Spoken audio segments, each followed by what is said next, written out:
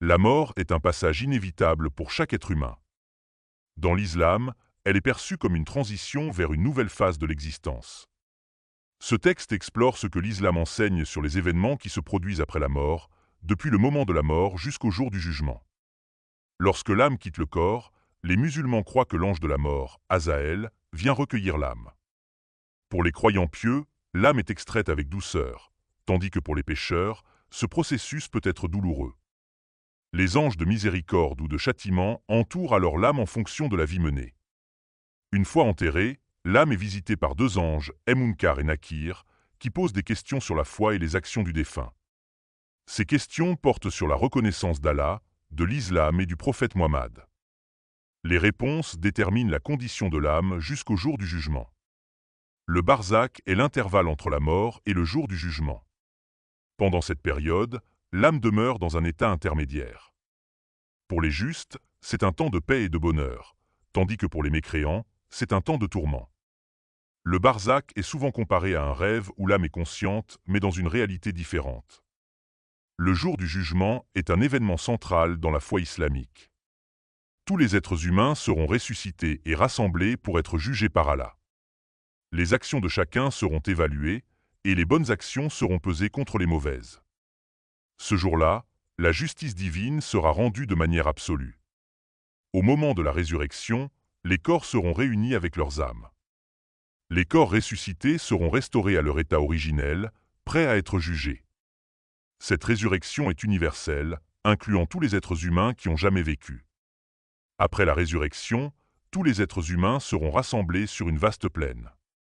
Ce rassemblement est appelé le machar. Les gens seront dans un état de grande anxiété, attendant leur jugement. Certains hadiths décrivent des scènes de panique et de désespoir parmi les mécréants, tandis que les croyants attendront avec espoir et patience. Chaque personne recevra son livre des actions, qui contient un enregistrement détaillé de toutes ses actions sur terre. Ceux qui reçoivent leur livre dans la main droite seront destinés au paradis, tandis que ceux qui le reçoivent dans la main gauche seront destinés à l'enfer. Le pont à Sirat est un pont extrêmement étroit et tranchant comme une épée qui surplombe l'enfer. Tous devront le traverser. Les justes le traverseront facilement, tandis que les pécheurs risquent de tomber dans l'enfer. Le traverser est une étape cruciale dans le cheminement vers l'au-delà. Le prophète Mohammed jouera un rôle d'intercesseur le jour du jugement. Il priera pour que les croyants soient pardonnés et admis au paradis.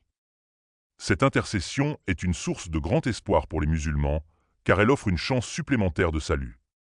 Le paradis, ou Jannah, est décrit comme un lieu de bonheur éternel et de récompense. Ceux qui ont mené une vie vertueuse et ont été fidèles à Allah seront admis au paradis. Les descriptions du paradis incluent des jardins luxuriants, des rivières de miel et de lait, et une paix et une joie incomparables. Le paradis comporte plusieurs niveaux, chacun correspondant au degré de piété et de vertu des croyants. Plus une personne a été pieuse et juste, plus elle sera élevée dans les niveaux du paradis. Ces niveaux sont une récompense pour les efforts spirituels et les bonnes actions effectuées sur terre. Les prophètes occuperont des positions spéciales dans le paradis. Ils sont les meilleurs des croyants et recevront les plus hautes récompenses.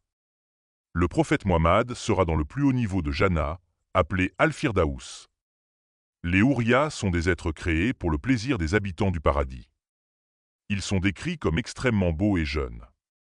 Les croyants vertueux seront accompagnés de Hourias en récompense de leur piété. La plus grande récompense pour les habitants du paradis est la vision d'Allah. Les croyants auront l'opportunité de voir Allah, une expérience qui surpassera toutes les autres joies du paradis. L'enfer, ou Jahannam, est le lieu de punition pour les mécréants et les pécheurs. Il est décrit comme un lieu de feu intense, de souffrance et de désespoir. Ceux qui ont rejeté la foi et commis de graves péchés y seront condamnés. Comme le paradis, l'enfer comporte plusieurs niveaux, chacun correspondant à la gravité des péchés commis. Plus les actions d'une personne ont été mauvaises, plus elle sera plongée profondément dans les niveaux de l'enfer. Les châtiments en enfer sont variés et extrêmement douloureux. Ils incluent le feu brûlant, la soif intense, et des châtiments physiques et mentaux incessants. Ces punitions sont proportionnelles aux péchés commis sur terre. Les habitants de l'enfer incluront non seulement les mécréants, mais aussi ceux qui ont commis de graves injustices, des hypocrites et des tyrans. Leur séjour en enfer sera une conséquence directe de leurs actions mauvaises et de leur rejet de la foi.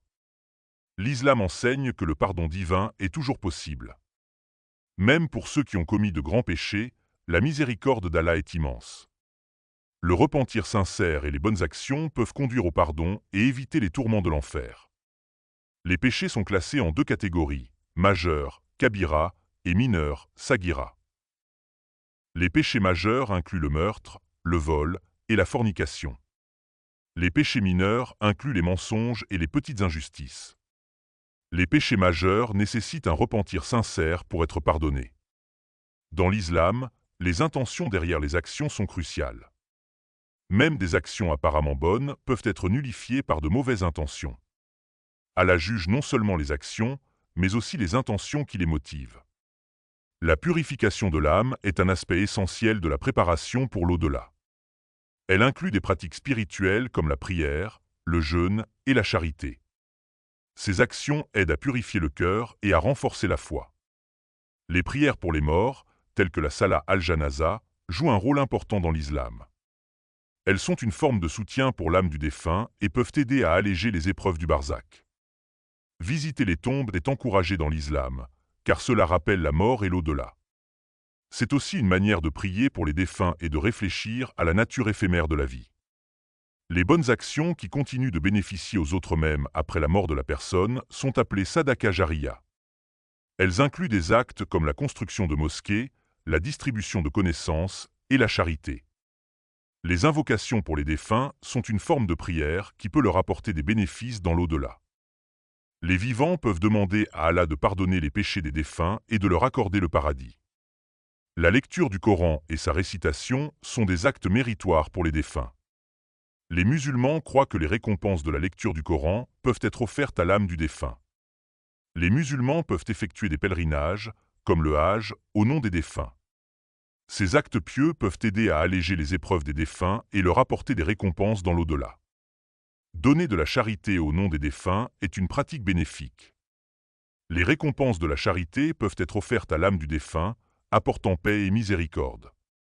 Le prophète Muhammad, paix et bénédiction sur lui, a donné de nombreux enseignements sur la mort et l'au-delà. Il a encouragé les croyants à se préparer pour l'au-delà par des actions pieuses et un comportement vertueux.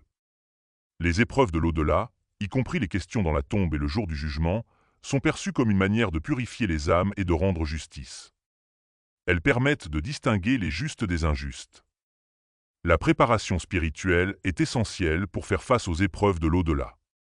Elle inclut la foi sincère, les bonnes actions et le repentir. Les croyants sont encouragés à vivre une vie de piété et de vertu. Le repentir est une clé pour obtenir le pardon d'Allah. Il doit être sincère et accompagné de la résolution de ne pas répéter les péchés. Le repentir peut transformer les mauvaises actions en bonnes et ouvrir les portes du paradis. Les bonnes actions jouent un rôle central dans l'islam. Elles incluent la prière, le jeûne, la charité et d'autres actes de bonté.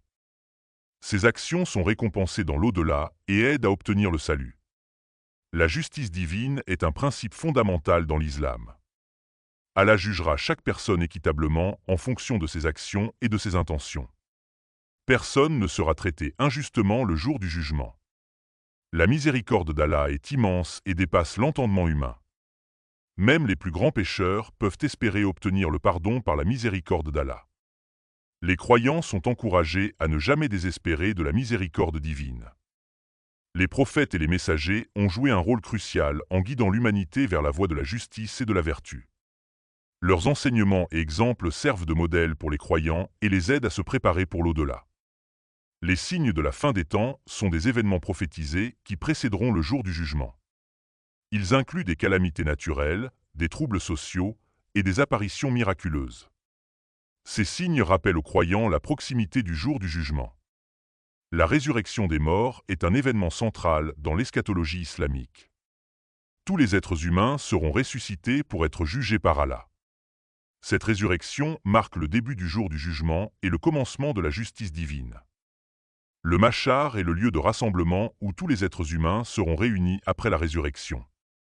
Ils attendront le jugement d'Allah dans un état de grande anxiété et d'anticipation. C'est un moment de vérité pour chaque âme.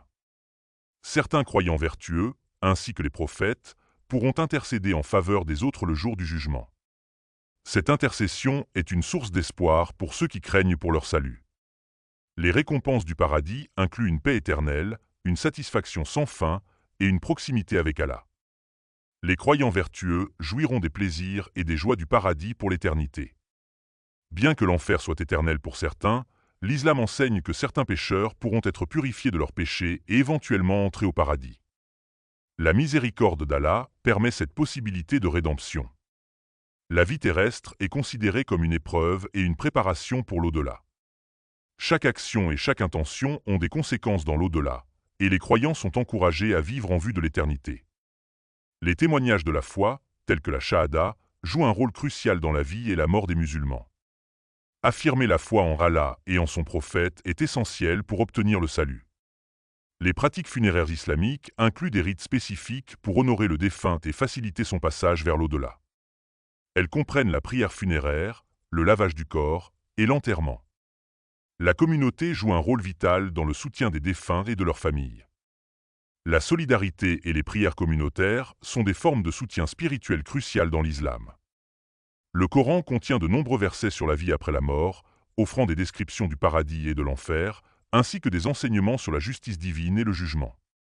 Ces versets guident les croyants dans leur préparation pour l'au-delà. Les hadiths du prophète Muhammad fournissent des détails supplémentaires sur les événements de l'au-delà. Ils complètent les enseignements du Coran et offrent des conseils pratiques pour les croyants. La préparation pour le jour du jugement implique une vie de piété, de repentir et de bonnes actions. Les croyants sont encouragés à se rappeler constamment de l'au-delà et à agir en conséquence. La prière est une pratique centrale dans l'islam, offrant des bénéfices spirituels et des récompenses dans l'au-delà. Elle aide à maintenir une connexion avec Allah et à se purifier des péchés. La charité est une forme de purification de l'âme et une manière de gagner des récompenses dans l'au-delà. Elle aide à soulager les souffrances des autres et à renforcer la communauté. Le jeûne, en particulier pendant le mois de Ramadan, est une forme de dévotion qui purifie l'âme et renforce la foi. Les récompenses du jeûne sont immenses et jouent un rôle dans la préparation pour l'au-delà.